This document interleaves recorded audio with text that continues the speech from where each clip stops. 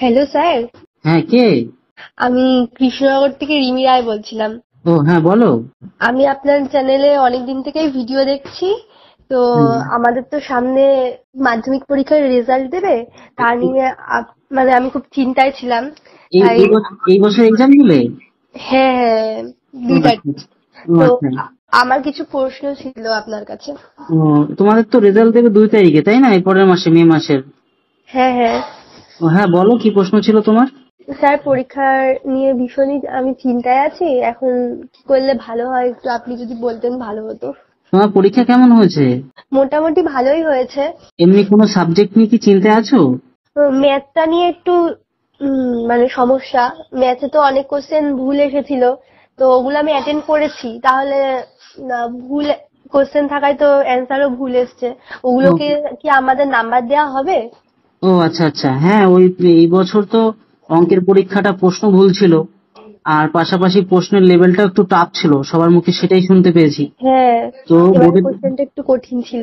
হ্যাঁ, এবার বোর্ডের তরফ থেকে যেটা আমি এখনো আপডেট পেলাম, যে তোমাদের নাম্বারটা কিন্তু, যেগুলো তোমাদের পরীক্ষার প্রশ্ন ভুল এসেছে হুম।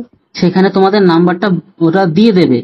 আর এর পাশাপাশি কিছু প্রশ্ন তোমাদের যে টাফ লেভেলে এসছে সেগুলোর থেকে, আর তোমাদের কিছু গ্রেস নাম্বার দেওয়া হয়। গ্রেস নাম্বার, ওই গ্রেস নাম্বারে কিছু নাম্বার বাড়িয়েও দেবে তোমাদের, যতটা আপডেট আমি পেলাম। তো আশা রাখছি তোমরা কেউই, মানে তোমরা যারা মাধ্যমিকে এবার পরীক্ষা দিলে, কেউই মাধ্যমিকে অন্য বিষয়ে ফেল করলেও এই অঙ্ক বিষয়ে আশা করি ফেল করবে না। কেন, তোমাদের ওইখানে প্রজেক্টের নাম্বার আছে, প্লাস তোমাদের যে ভুল যে গেল প্রশ্ন, সেখানে তোমার কিন্তু নাম্বার বাড়িয়ে দেওয়া হবে। ও আচ্ছা আচ্ছা। হুম। আর কত নাম্বার পেলে বা কিছু কিরকম স্কলারশিপ দেওয়া হবে? তো স্কলারশিপের ব্যাপারটা, হুম দেখো ব্যাপারটা হচ্ছে, এখন নতুন করে তো সবকিছু আপডেট হয়েছে। তো আমাদের পশ্চিমবঙ্গ যে পর্ষদ, যেটা কিনা আমরা বলি, এসব যে স্কলারশিপের সব নবান্ন থেকে দেওয়া হয়। তো হ্যাঁ হ্যাঁ তা এই নবান্ন থেকে যে আপডেটটা, মানে এর আগের বছরই এসেছিল, মানে তোমাদের শুধু পাস করলে, শুধুমাত্র তোমরা, তোমাদের তো 25%-এ পাস, তাই না? হুম। হ্যাঁ, তোমাদের এই মাধ্যমিকে 25% নাম্বার পেলেই তোমরা কিন্তু এবার থেকে, বা মানে এর আগের বার থেকে শুরু হয়ে গেছিল, তো এবার থেকে একদম পুরোপুরি কিন্তু 25%, মানে পাস করলেই তোমরা কিন্তু স্কলারশিপ পাবে। আর হচ্ছে এবার ফার্স্ট ডিভিশন পেলে? ফার্স্ট ডিভিশন পেলে, তাই না? ফার্স্ট ডিভিশন পেলে তোমরা কিন্তু সেটা পাবে স্বামী বিবেকানন্দ স্কলারশিপ, মানে বিভিন্ন ধরনের স্কলারশিপ হয়।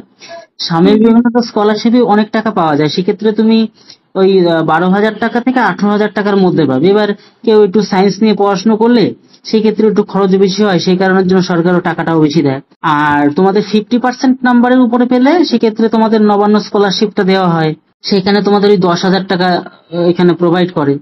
এর পাশাপাশি শুধুমাত্র তুমি যদি পাস করো, তাহলেও সেক্ষেত্রেও তুমি ঐক্যশ্রী স্কলারশিপ পাবে। তারপরে এখানে মাইনরিটি স্কলারশিপ পাবে, সেখানেও ধরে নাও 3,000 টাকা থেকে শুরু, প্রায় 13,000 টাকা পর্যন্ত স্কলারশিপ দেওয়া হয় বিভিন্ন ক্যাটাগরি অনুযায়ী। ঠিক আছে, মানে এক কথায় পাস করলেই তোমরা কিন্তু হুম। স্কলারশিপ পাবে। আর হচ্ছে যদি আমি আর্টস নিই তাহলে কি কি সাবজেক্ট নিলে ভালো হয়? আর্টস নিয়ে যদি পড়াশোনা করো, তাহলে দেখো মেন কথা হচ্ছে, এখানে তো তোমার কি পছন্দের জিনিস, কোনটা পছন্দের কোনটা অপছন্দের, সেটা তো আমি বুঝবো না।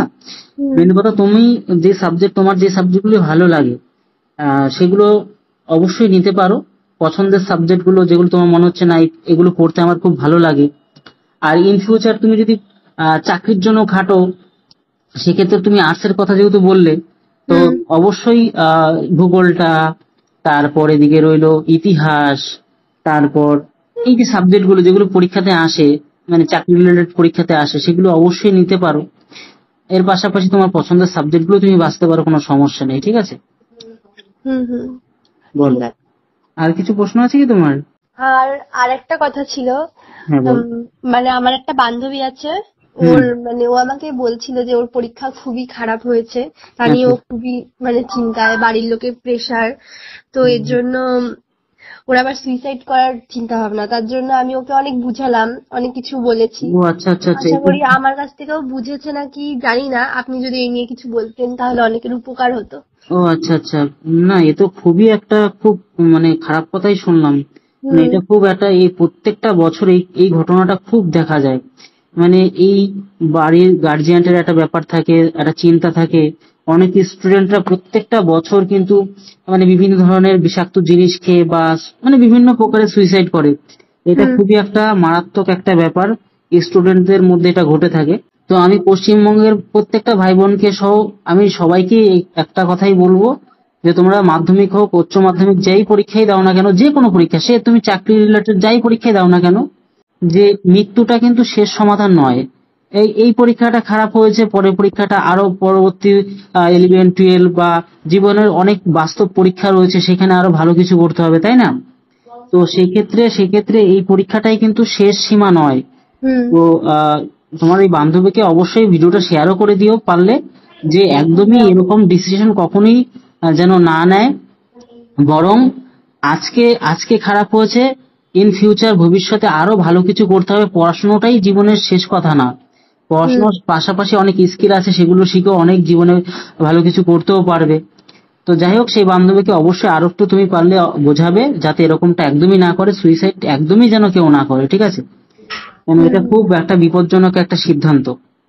আর ওর মা বাবাকেও অবশ্য বুঝিয়ে দিও যাতে মানে এরকম প্রেশার না ক্রিয়েট করে। হতেই পারে পরীক্ষা খারাপ হতে পারে, অনেক কারণ থাকতে পারে, তো যাই কারণেই থাকুক না কেন, সুইসাইড যেন মানে আমি বলবো আমার প্রিয় বাঙালির ভাই বোনরা কেউ যেন এরকম ডিসিশন মাথার মধ্যে একদম একদম মানে এক ফোঁটার জন্য যেন না আনে। তো এই হচ্ছে ব্যাপার, খুবই একটা মানে ওকে বুঝিও, ঠিক আছে?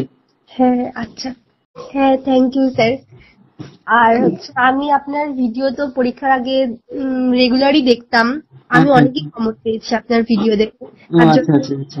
হ্যাঁ, সেটা আমিও যখন তোমাদের মুখে শুনতে পাই যে তোমরা আমাদের সাজেশন থেকে ভালো কমন পেয়েছো, আমার সত্যি ভালো লাগে যে আমি যেই জিনিসটা প্রোভাইড করলাম সেটা তোমাদের কাজে লেগেছে বা উপকারে আসলো। তো যাই হোক, ভালো লাগলো। তো ঠিক আছে, তোমার পরীক্ষার জন্য শুভ কামনা রইলো, ভালো রেজাল্ট করো, ভবিষ্যতে অনেক বড় হও, ঠিক আছে? আর অবশ্যই কোন রকম যদি প্রশ্ন বা কোয়ারিজ থাকে করবে, অসুবিধা নেই, কমেন্ট বক্সেও কমেন্ট করতে পারো, কোনো সমস্যা নেই।